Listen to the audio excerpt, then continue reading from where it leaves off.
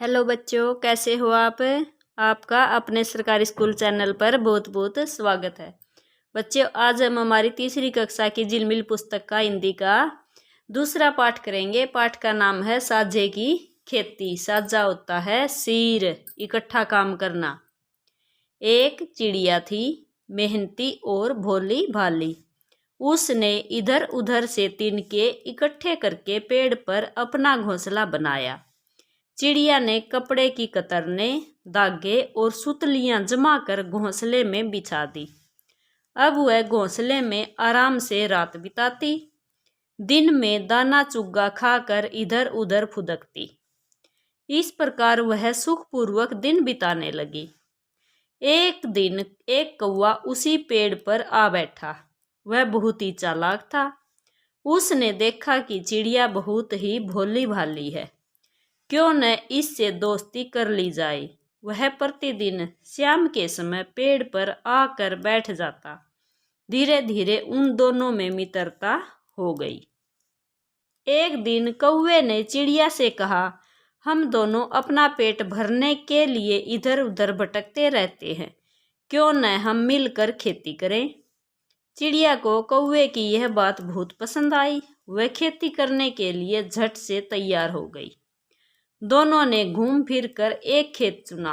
गर्मी बीत गई। बाजरे की बिजाई का मौसम आ गया।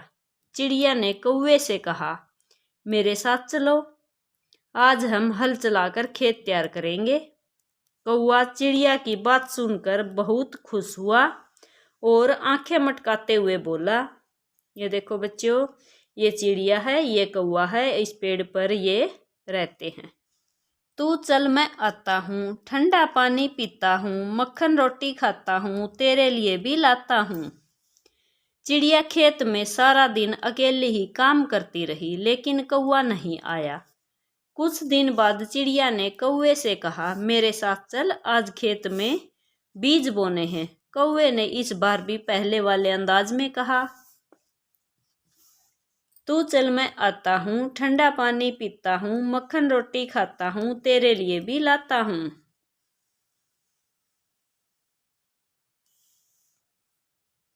चिड़िया फिर खेत में अकेली ही पूरा दिन बीज बोती रही, लेकिन कौवा नहीं आया। उसने कौवे से पूछा तो कौवे ने बहाना बनाकर उसे टाल दिया। धीरे धीरे खेत में बाजरे के सिरटे निकल आए और फसल पककर तैयार हो गई। चिड़िया ने अकेले ही लामड़ी और मढ़ाई की। लामड़ी होती है बच्चों उसको काटना। पहले की तरह इस बार कौवे ने बहाना बनाया। आलसी और कामचोर कौवे ने कुछ भी काम नहीं किया। जब बंटवारे की बात आई तब वह चिड़िया से पहले लंबे डग भरता हुआ खेत में पहुंच गया। खेत में एक तरफ बबूले का ढेर था दूसरी तरफ बाजरे की ढेरी। कौवे ने आव देखा न ताव झट से उड़कर बबूले के ढेर पर जा बैठा। वह आंखें मटकाता ताली बजाता हुआ बोला, लो हो गया बंटवारा, यह ढेरी मेरी और वह तेरी। बाजरे की फसल देखकर चिड़िया हो गई खुश, गाने लगी ची ची करके। बाजरा कह मैं बड़ा अलबेला, दो मुसल तैं लड़ू अकेला, जय मेरी नाजो खिचड़ी खाए, फूल फूल कोठी हो जाए। चिड़िया मन ही मन हैरान हुई कि पता नहीं क्यों कौवे ने बाजरा छोड़कर बबूले के ढेर को चुना। क्या तुम्हें पता है? चिड़िया ले गई सारा बाजरा ढो ढो कर अपने घर। सांझ हुई तो चूल्हा फूंका और बनाई राबड़ी, खुद भी खाई, बच्चों को भी खिलाई। खाते खाते गाने लगी, मीठी लागे बाजरे की राबड़ी रे, दल चक्की से आंडी पे गेरी, नीचे लगा दी लाकड़ी रे, मीठी लागे बाजरे की राबड़ी रे, रांद रूंद थाली में घाली, ऊपर आ गई पापड़ी रे, मीठी लागे बाजरे की राबड़ी रे। बच्चों, यह थी चिड़िया और कौवे की कहानी।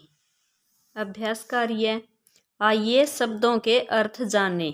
डग भरना होता है बच्चों कदम बढ़ाना। बबूला बाजरे का भूसा। मढ़ाई होती है भूसे और अनाज को अलग करना। सिरटे होता है बाजरे का दानेदार हिस्सा। लामड़ी होती है फसल की कटाई। कहानी से कौवा रोज उसी पेड़ पर क्यों आने लगा? हाँ बच्चों बताओ, कौवा रोज उसी पेड़ पर क्यों आने लगा? क्योंकि कौवा चिड़िया से दोस्ती करना चाहता था।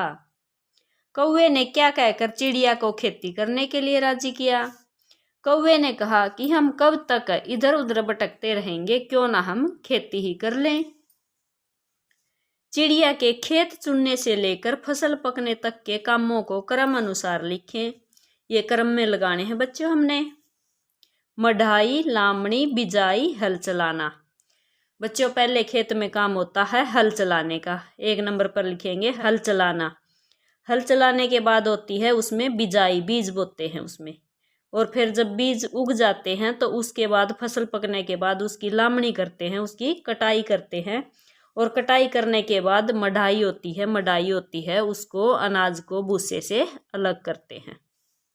कौवा चिड़िया के साथ काम करने क्यों नहीं जाता था? क्योंकि कौवा आलसी और कामचोर था।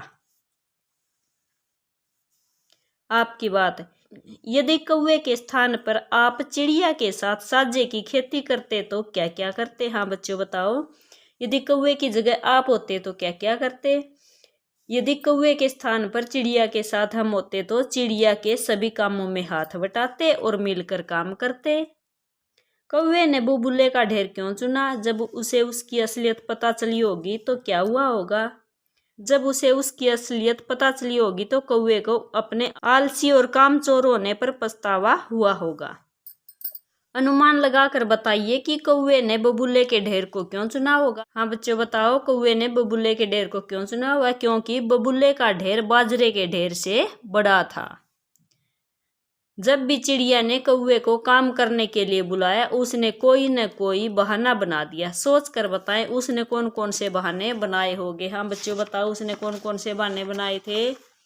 देखो उसने बहाने बनाए थे, तू चल मैं आता हूँ, ठंडा पानी पीता हूँ, मक्खन रोटी खाता हूँ, तेरे लिए भी लाता हूँ। उसने ठंडा पानी पीने के, मक्खन रोटी खाने के और चिड़िया के लिए भी खाना लाने के बहाने बनाए थे। ये देखो बच्चों, ये ढेर, ये चिड़िया बाजरे के ढेर पर बैठी है और ये बबूले के ढेर पर ये ढेर बड़ा लग रहा है। इस लालच में आकर इसने इसको चुना था। क्या आपने कभी कोई पौधा लगाकर उसकी देखभाल की है? यदि हाँ तो अपने पौधे के बारे में बताइए।